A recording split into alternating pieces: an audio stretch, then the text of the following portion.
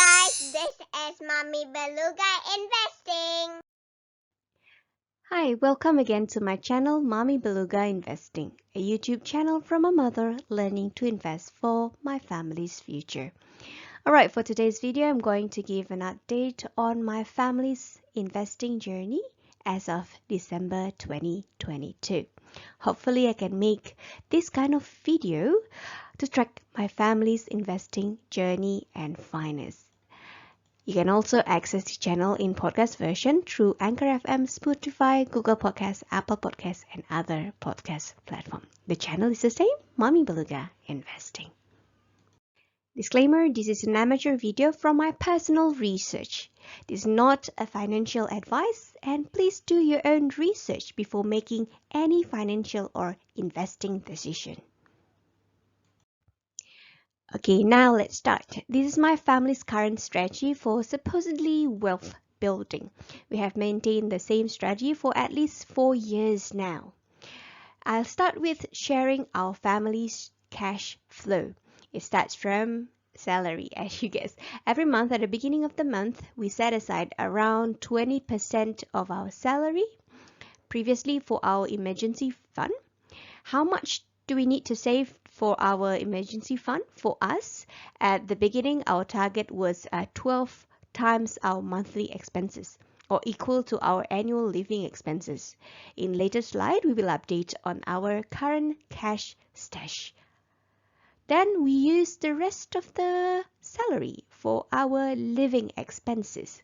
We live a very simple life, at least for our standard. So even after setting aside around 20% at the beginning of the month, we still have extra around 10 to 20% at the end of the month, meaning that in total we usually save around 30 to 40% of our income every month. So that amount is to be kept in our cash stash or emergency fund. Of course, 20% of our salary goes to CPF, even before they reach our bank account. Okay, last night I did a quick survey of our cash stash up to December 2022. And we see how our cash has grown by around 10% from June 2022. That's quite a healthy number for us. Let's say that if we choose not to work, we can live out of our cash stash for about 5.4 years now. And then back in 2019, flashback, we put some amount in SSB or Singapore Saving Bond, which according to our calculation will be enough for our child's college expenses. Back then, the annual interest was around 2%-ish. Even lower, the SSB interest. Then, back in June this year, SSB is back again with 2+ interest rate per year. So we start buying SSB again in small amount every month. Now it has gone up to 3+%. So on top of continuously getting more SSB every month in a certain amount, we also start to redeem our 2019 SSB, the ones with lower interest, the one with interest below 2%. Alright, here's CPF update as of December 2022. As I mentioned before, my husband has reached his full retirement sum last year through a combination of no employment gaps for 16 years, ordinary account to special account transfer, and annual top-up. On top of that, we are also paying our mortgage through cash, not CPF, so his CPF is safe. Then this year in June 2022, I put a target to reach my basic retirement sum by the end of this year, end of 2022. Through maintaining my current job or income, plus around 8,000 of top-up this year, then also special account interest. If you're unaware, 2022 basic retirement sum is 96,000.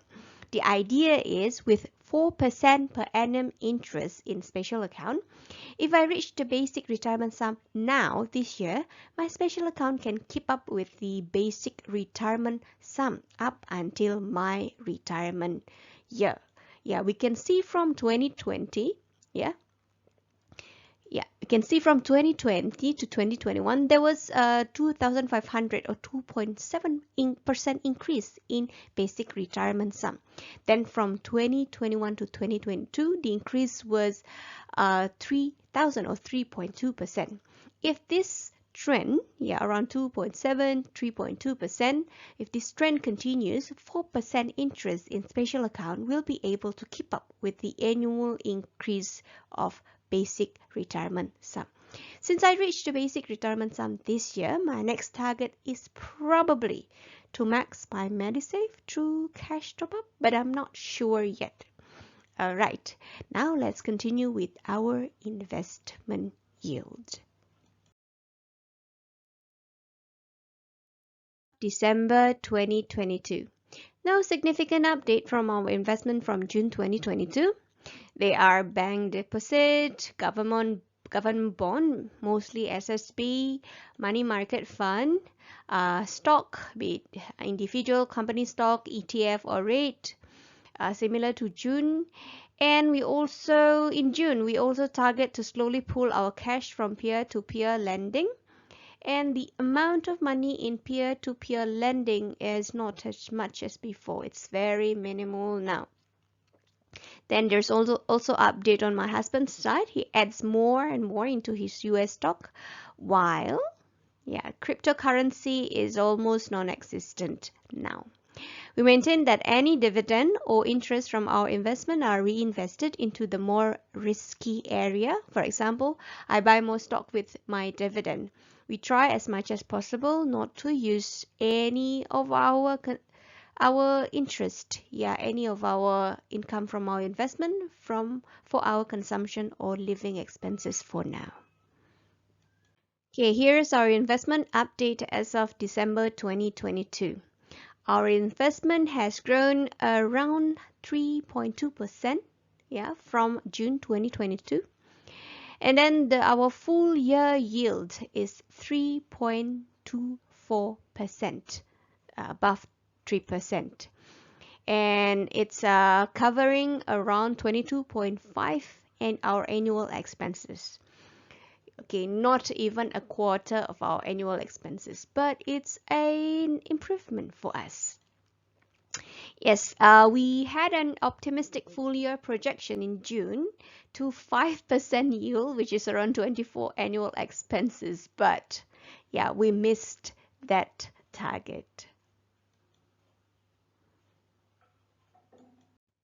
Alright, to compare with our previous year's passive income yield, here's our full year passive income.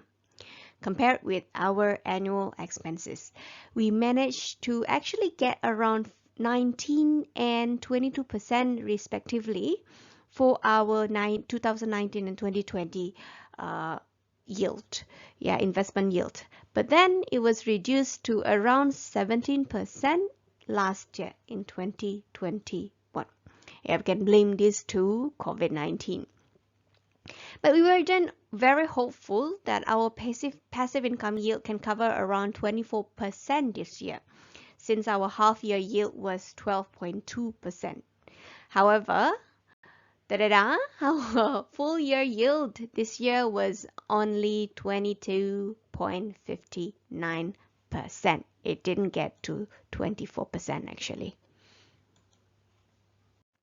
Now projection, with the assumption that we continuously invest at our current rate, okay, we keep buying stocks, etc. So, and then the next one is that we have a constant annual expenses. There's no massive increase in our spending pattern. And then our investment yield is reinvested, like what we are currently doing.